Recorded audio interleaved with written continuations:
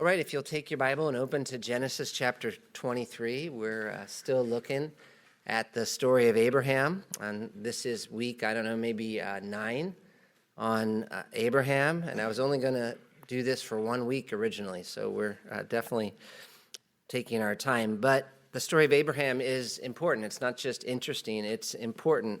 For one thing, because Genesis presents it as God's solution to the problems of the whole world. So there have been some pivotal people throughout history, but there are really not many that are more pivotal than Abraham. As we're looking at Abraham, we're looking at some of the first lessons in the Bible about how God is going to provide salvation. You remember the contrast between the Tower of Babel and Abraham at the start. You have man's way of saving versus God's. And so as we study Abraham's life, we're looking at God's plan for salvation, and we're getting some foundational principles that are going to be explained and expanded on later on. Kind of like if you're going to take physics in university, you normally have to take calculus first, which sounds terrible to me, but apparently some people do that, and they do that because there's principles in calculus that are going to help you do physics.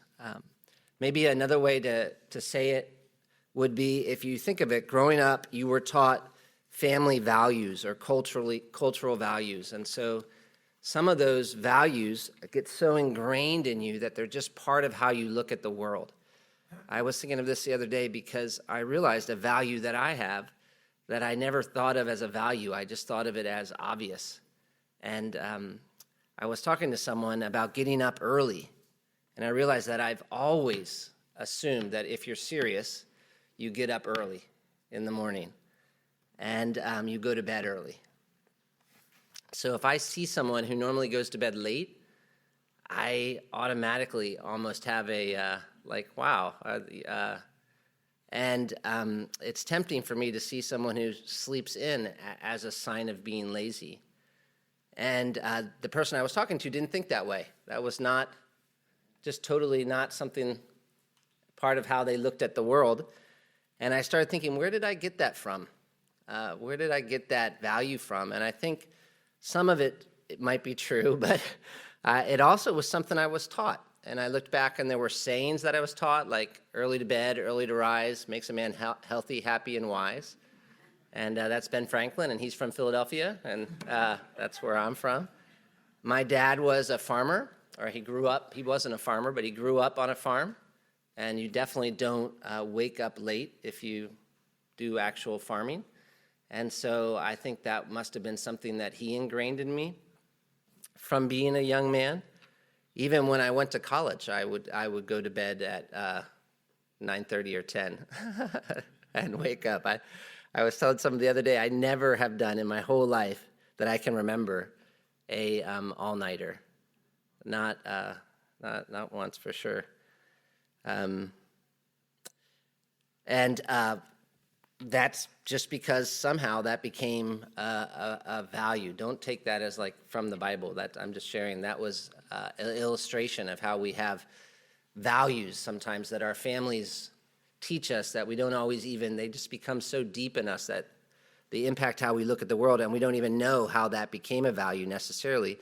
And that's actually one of the reasons we want to immerse ourselves in the story of Abraham, because this is where God teaches us some of our family values as believers that we actually know are like not just opinion or ways of looking at the world, but God's family values, non-negotiable. And the story began, you remember, I'm sure, not with Abraham seeking God, but with God calling Abraham and making him a promise. In Genesis 12, there were 3 parts to the promise: seed, land, and international blessing. And we've learned a lot about how that plan works. Like, first of all, we've learned who the specific descendants of Abraham are that we're talking about. It's going to be Isaac. And we saw that we can be sure that this little group of people, Israel, is going to survive and have an international impact. It's interesting today, you don't meet many Hittites.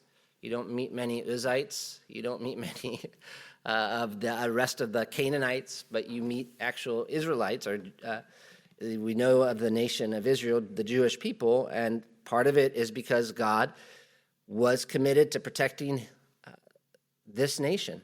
And Abraham made terrible choices that would seem to put the seed in jeopardy, but God does the impossible and protects them. And of course, we saw that God wants them to be set apart, and we enjoyed the impossible way that God's going about keeping this promise.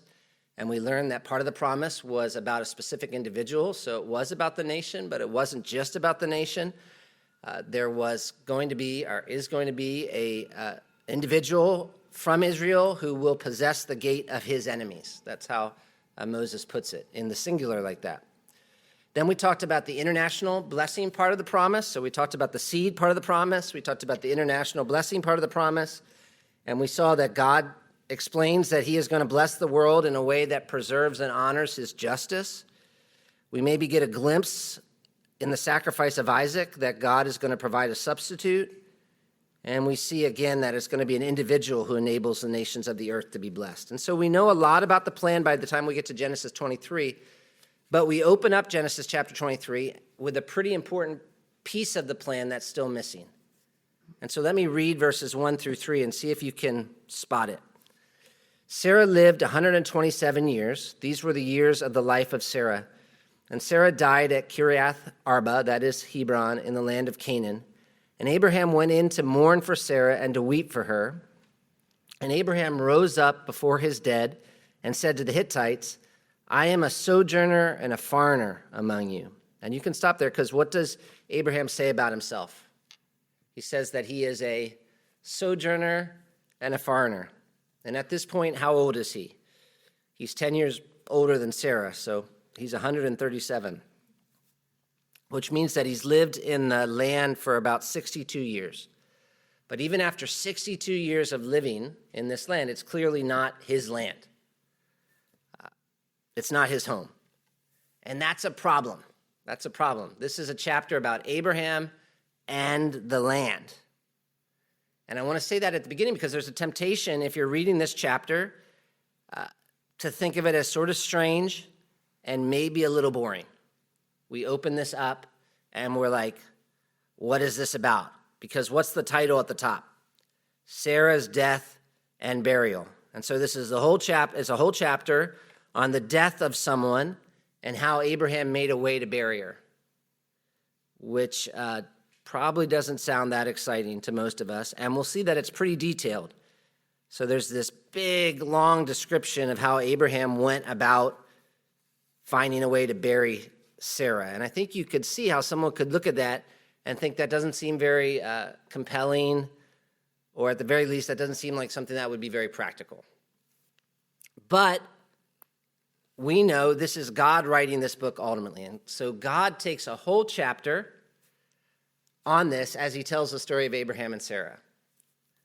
And he doesn't waste words, God. This book is not endless. It's only got so many words in it. So he chose the words he chose for a reason. And even if we just think about the story of Abraham and Sarah, there's a lot of information he doesn't give us. Because Sarah's 127 years old at this point, and how much have we heard about her for the last 37 years? Not much. She had Isaac, she did something terrible to Hagar, and that's pretty much it. And then all of a sudden we get a whole chapter on her death and burial. So that's not an accident. There must be something pretty important here. And I think ultimately what's important here has to do with the idea of the land, the promise about the land. So before we even look at this chapter, and we're going to, but before we look at this chapter, I want us to think about the significance of the land for a moment. Because why is Abraham and the land something that should matter to us? And one answer to that question begins back in Genesis 1, and I'll do this quick, I promise, because I always do this, but land is an important part of the beginning of the Bible. And so if you think about God's original design for humans and the world and the land in Genesis 1 and 2, what is it? So we'll just do it real quick. Genesis 1, God creates this world, and what does he keep saying as he looks at the land? It's good, it's good, it's good, it's good, it's very good. And things are working the way they should. The earth is like producing all kinds of stuff for people's good. Actually, God makes it clear you're not going to have to work for your groceries. like Genesis 1:29. I've given you every plant yielding seed that's on the face of the earth, and every tree with seed in its fruit. You shall have them for food. And then Genesis 2 begins with rest, and it tells us about this beautiful garden paradise, and God takes man, and he puts him in the garden, and he makes to spring up from the ground every tree that's pleasant to the sight and good for food, and there are rivers, and there's gold, and most importantly, we have God's presence, and that's how the world's supposed to be. In other words, that's like how the land is supposed to work. But of course, that's not how the land is. Why? Genesis 3, man sins and the land is cursed. The land gets cursed. Listen to Genesis 3:17. Because you've listened to the voice of your wife and have eaten of the tree of which I commanded you, you shall not eat it. Cursed is the ground because of you. So it's interesting that God doesn't say you're cursed. He says cursed is the ground because of you.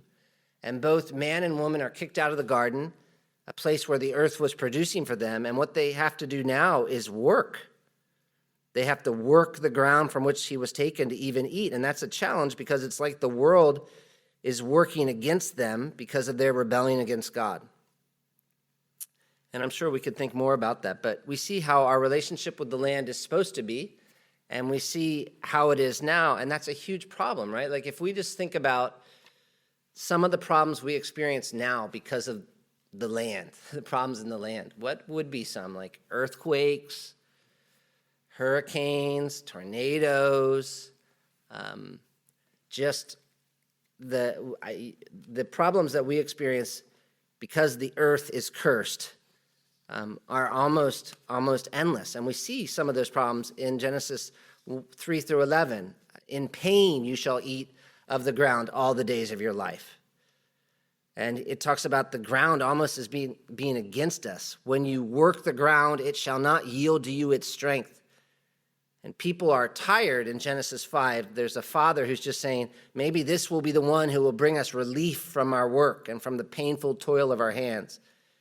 And God uses the weather to judge us with this massive flood. And animals are afraid of us and have to be afraid of us, otherwise they would kill us. And we have in Genesis 9, animals actually killing man and man killing each other. And so we kind of take it for granted now the way the world is. But imagine if you grew up in the nicest, safest, most comfortable place on earth. And then you were kidnapped, and you were put on a plane, and you were flown over to Somalia, and just dropped in the middle of Somalia or some other really super dangerous place. Watch a documentary on Somalia. That's a scary place. And so you would think this is incredibly frightening, like to be by yourself in Somalia after you came from this just incredibly safe place. Probably, actually, if we just took some of us down tonight to the center of LA, and left us there, we would be fairly nervous, especially if you took our phone away from us or something. But if you talk to the people there, they would think of it as somewhat normal. Like if they had never been anywhere but Somalia, and you're looking around so scared all the time, they'd be like, what's wrong with you? You know, I always talk about that funny experience we had in South Africa where when we first got there, our car broke down and we were so scared and standing outside the van just smiling because we thought everybody wanted to shoot us, and realizing later we were like in a super rural area where there was all just like nice farmers who were walking by us thinking, wow, you're so strange. But if you were dropped in Somalia, you would be very frightened, and they wouldn't. And probably if they didn't know any different, they would not notice many of the things that would frighten you. But how desperately would you want to get back to where you came from if you knew better? And so we're kind of used to the world as it is now, but that's not because how it is now is the way it's supposed to be or actually is so wonderful. It's like a real problem, the way the world works now. And that's why the land matters when we start to read about Abraham, because God is talking about reversing the curse. And I think this is so important to understand about the Bible and Christianity, is that it's not just a philosophy. It's not just a philosophy. The story of the Bible is about how God is going to act in history to fix the problems that we have created. And if God doesn't fix this particular problem, the land problem, we're in trouble. We're in trouble. If God says, I'm going to fix most of the other problems, but I'm not going to deal with the land problem, we're in trouble. And so we look at God's promises to Abraham, and what do we see? We said seed, yes. We saw blessing, yes, but also land. He says, Genesis 12:1, go to the land that I will show you. Genesis 12:7, to your offspring I will give you this land. And so that's hopeful, even though we don't know if we're just reading through Genesis why God's giving him this land yet. But if he shows us all the problems in the land in the opening chapters, we would maybe expect that he's giving Abraham the land to do something about those problems we have seen. And yet it doesn't look that amazing at first, because you remember, what's the first thing that happens in the land when Abraham gets there? Famine. And then second thing, the land can't support both Abraham and Lot. But even with those questions in our minds, Genesis 13 says God's going to give it to him. And over through Genesis 13 through 25, really, it makes it clear that this land that he wants to give Abraham is really unique, special, important, part of the way in which God's going to solve the problem that we read about in Genesis 1 through 11, part of the plan. And Abraham may have understood that a little, but the rest of the Torah is going to make that more clear. So we're going to read Leviticus and Deuteronomy someday, and we're going to see it's like God, what his plan was, the way he revealed it, was that he was going to take Israel and place them in the land, a little like how he took Adam and put him in the Garden of Eden.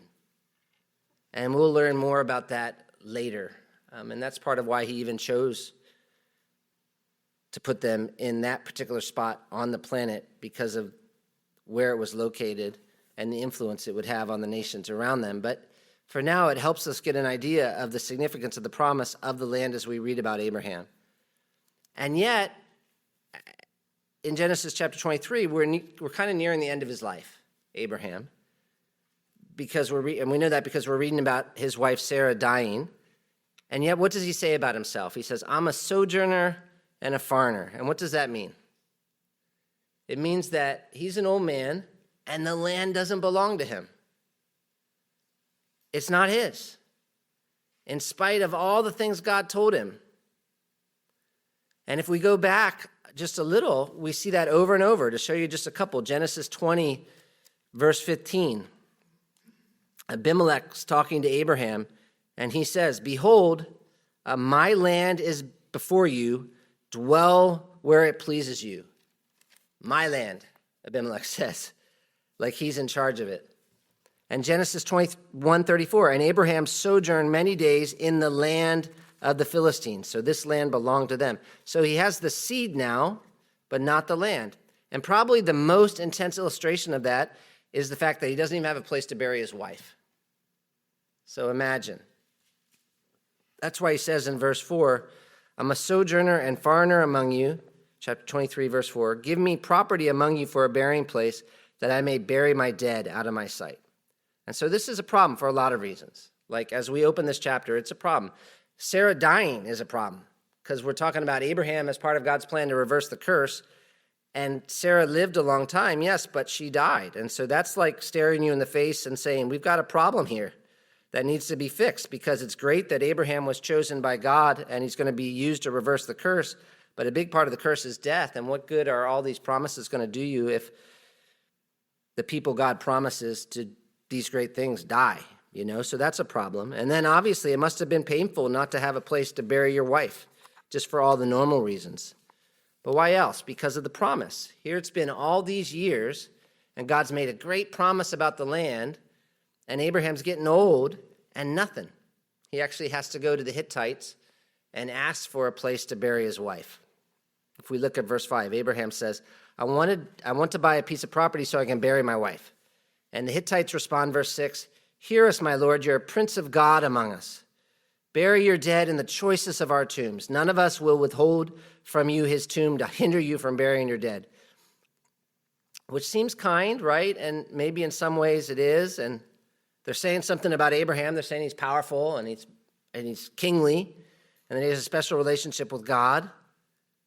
And we get a sense of what is supposed to happen with Israel in the future. The nations are supposed to look at Israel and say there's something different about you because of your relationship with God, like they do about Abraham.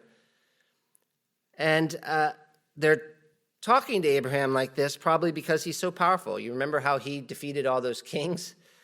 And you see the way King Abimelech related to him, so he's not someone you mess with. And yet, even though they respect Abraham, they don't want to sell him one of their tombs. That's what's behind this. If you'll, it's more like, Abraham, you asked to buy the land. No, we won't sell it to you, but we'll loan some of the land to you. And living where we live, it's a little hard for me to wrap my mind around this. But in Africa, it could be a little more like this. So if you go to a tribe, say you move to Mozambique, you move to a village, and you want a piece of property, you don't just get to buy it.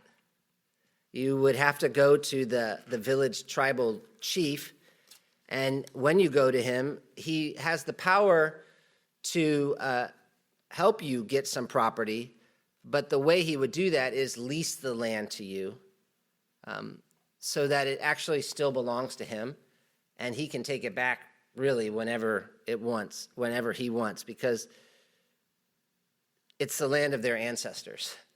And they don't just sell the land of their ancestors. And they didn't want to sell this land to Abraham as a foreigner. And yet it's clearly important to Abraham that he does purchase this land. When it comes to the promise God made him, it's interesting, Abraham won't accept help. If you think back to the king of Sodom who wanted to give Abraham something, he's like, no, I don't want you thinking you did this. And maybe that's what's happening here, but I don't know. But verse 7, it says, Abraham rose and bowed to the Hittites, the people of the land. And so imagine he's talking to them as a group, and he's showing them all this respect. And verse 8, he said to them, if you're willing that I should bury my dead out of my sight, hear me and entreat for me Ephron, the son of Zohar, which is a funny name, first of all. Sounds almost like a comedy movie about a male model or something, son of Zohar. But it's also funny because Abraham clearly has a strategy. Remember how he started by kind of saying, give me a piece of property like any property would do. And here we see that he actually knows what cave he wants. And so he says, if you're okay with me burying my dead out of my sight, then talk to Ephron for me. And he's talking to the whole group in a sense, because he wants them to put pressure on Ephron. But he doesn't want to be given the property. Next verse, he says, entreat for me Ephron, the son of Zohar, that he may give me the cave of Machpelah, which he owns. It's at the end of his field. For the full price, let him give it to me in your presence as property for a burying place. And so he's asking for the cave. And Ephron's there, verse 10. Now Ephron was sitting among the Hittites, and Ephron the Hittite answered Abraham in the hearing of the Hittites of all who went in at the gate of his city. And so they're sitting at the gate of the city somehow. And I don't know if Ephron is like the mayor because it calls it his city, or if that's just a way of talking. But he answers and he says in verse 11, no, my Lord, hear me. I give you the field and I give you the cave that's in it. And so there's like a little dance going on here, actually. It's like when we were in Africa, we would sometimes get to attend something called a lobola ceremony. And a lobola is where the man comes to pay a price for the girl that he wants to be his wife. And there's this whole way that each African culture goes about it, but a lot of the guys that came to our church were Congolese.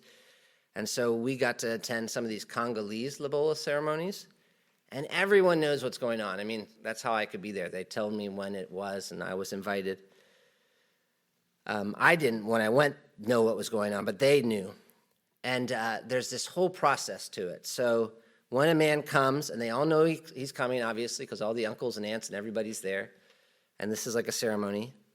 But when he comes, he'll ring the bell at the gate, and someone from the family will come out and meet him, like an uncle or a cousin, and be like, what are you doing here?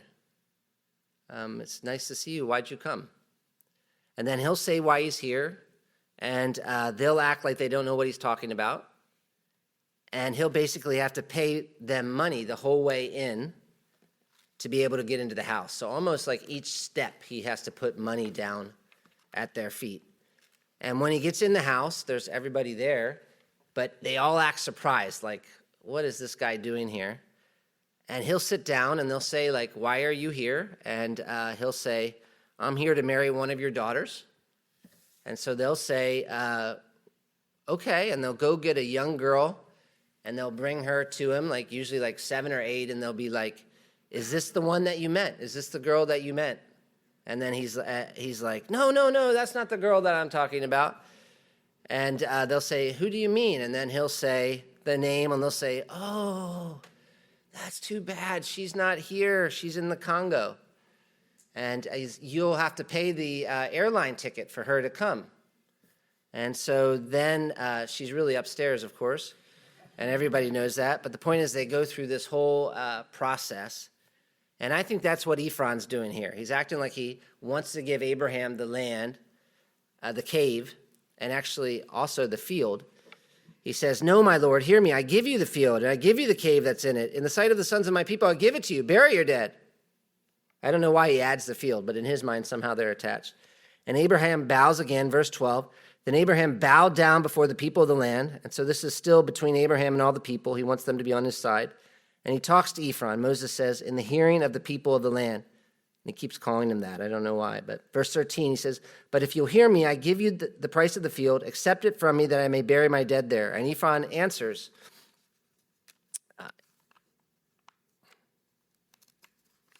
verse 14, my Lord, listen to me. A piece of land worth 400 shekels of silver. What is that between you and me? Bury your dead. Which is funny because 400 shekels of silver is a lot of money. That's like a lot of money. Later in the Bible, we'll find David bought a threshing floor and oxen at the end of 2 Samuel, and he only paid 50 shekels of silver for it. And that's like a lot of years later, though I don't think inflation was as bad back then as it is now. But still, 400 shekels is a lot. And yet Abraham has no problems with it. Verse 16, Abraham listened to Ephron, and Abraham weighed out for Ephron the silver that he had named in the hearing of the Hittites, 400 shekels of silver according to the weights current among the merchants. And so there seems to be a stress that he got this fairly, right? And then we get the details, Genesis 23:17. So the field of Ephron and Machpelah, which was to the east of Mamre, the field with the cave that was in it, and all the trees that were in the field, throughout its whole area was made over to Abraham as a possession in the presence of the Hittites before all who went in at the gate of his city.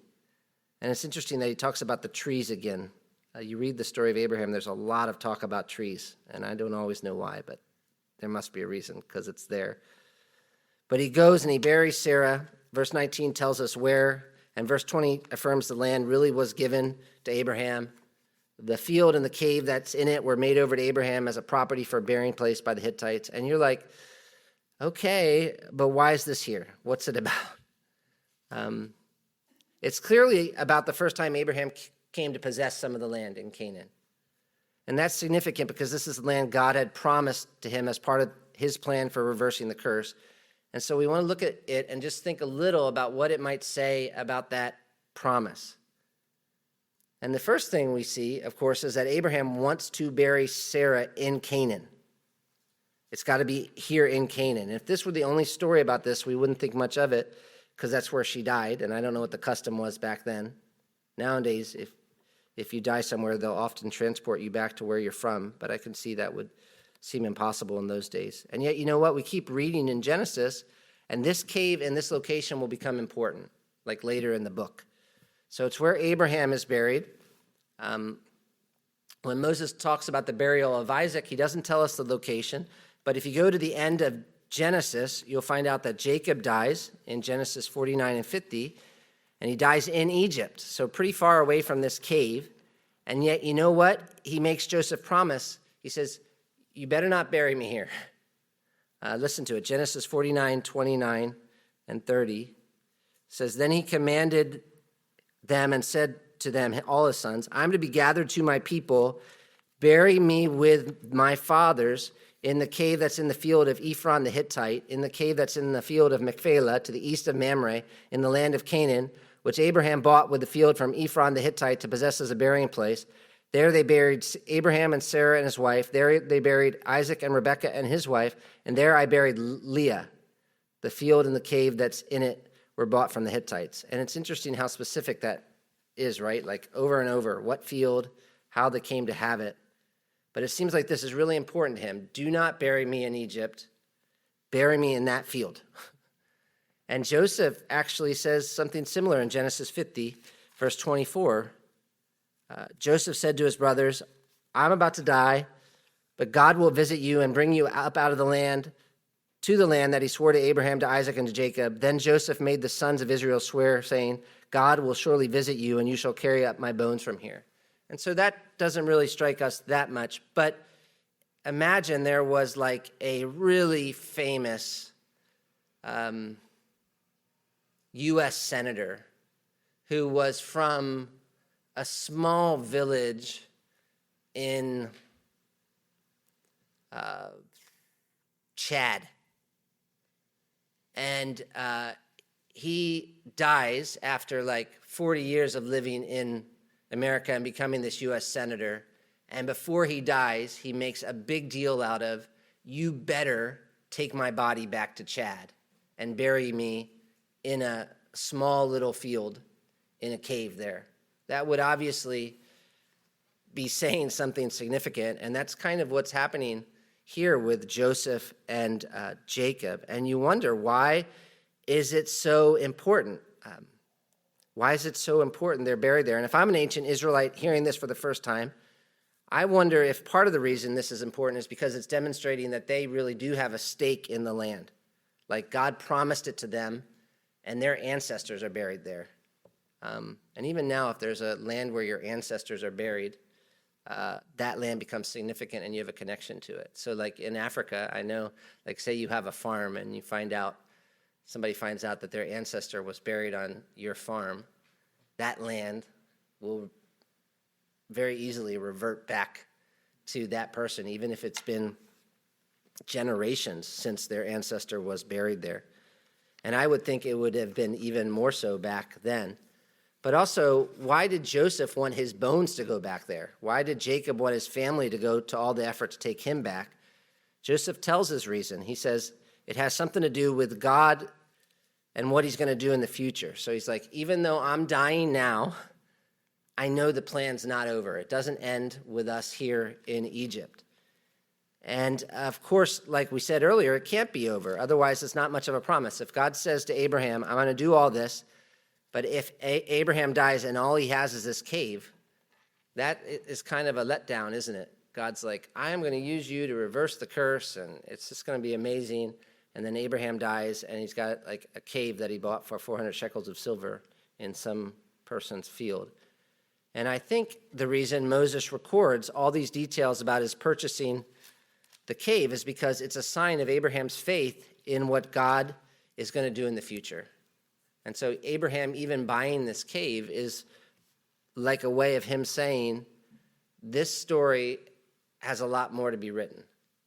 God's promised me this land. I've got nothing, but I know it's not over for me, and I know it's not over for what God's going to do through me. And one reason we can say that with confidence is because later in the Bible it works like this. So we'll find out later in the Bible, Jeremiah is a prophet, and Israel is about to be sent by God into exile. But before they do, God tells Jeremiah, go buy land, which is like the worst time to buy land when your family and your nation is about to be sent into exile. And he only has to pay 17 shekels of silver because he's buying it from his cousin. But then he puts the deed in like an earthenware vessel so that it stays protected, because it was supposed to be a sign that even though they're going into exile, they're coming back. And so I think maybe Abraham buying this piece of property and all these details being written down would be a little like me buying a piece of land in Israel now, so that when Jesus returns, I could say like, hey, that's my property. That's my property. I don't know, but it feels like that. Abraham's a sojourner and an exile for most of his life, and Sarah dies, and they're still sojourners and exiles, but he knows it isn't going to end there, and that's so important. That's so important. If we go all the way back to the first big example of what it looks like to be one of God's people in this world right now, it's Abraham, and what do we see as we look at his life? We see that he gets a big promise and some very small glimpses of God's fulfillment of that promise. So he's promised a nation, and he just has a couple of sons. And he's promised land, and he gets a cave and a field. But that's not the end. That's not the end. That's the point. That's not the end. Hebrews 11, if you just go to Hebrews chapter 11, the writer of the New Testament tells Abraham's story, and he uses Abraham and the way in which God worked in his life as an example for us. And he says in Hebrews chapter 11, verse 8,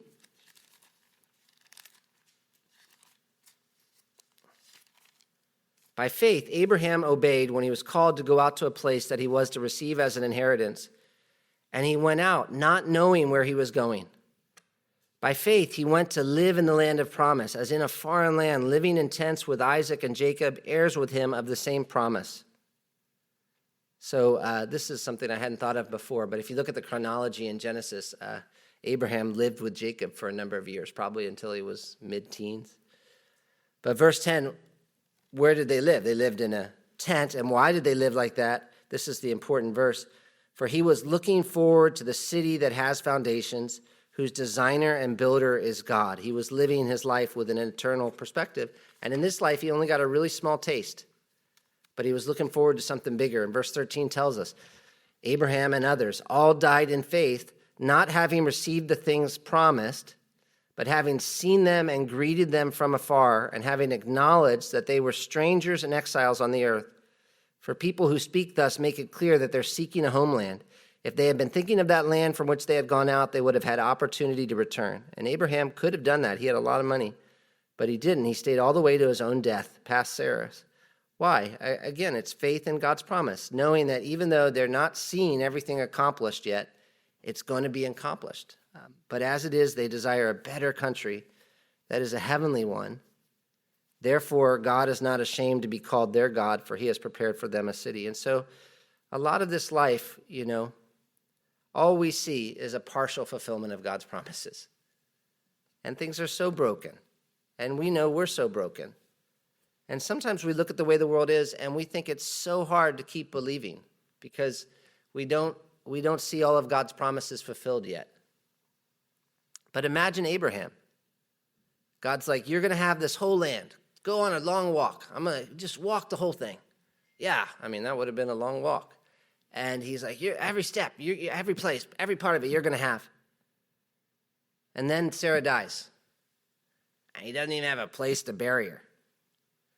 But he believed, and what happened? Isaac had Jacob. Jacob had 12 sons. Those 12 sons became a nation. That nation was rescued from Egypt.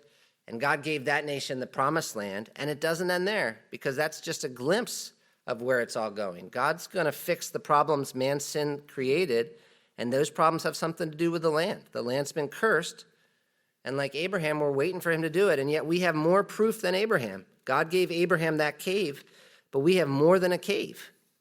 And like Abraham, even though we're sojourners and exiles on this earth right now, we need to live our lives believing that God is going to do it. He's going to keep his promise. We need to be a church that's seeking a homeland, desiring a better country, because it's coming. It's really coming. In fact, let me just close by reading 2 Peter chapter 3, because I think it's such a good, specific application.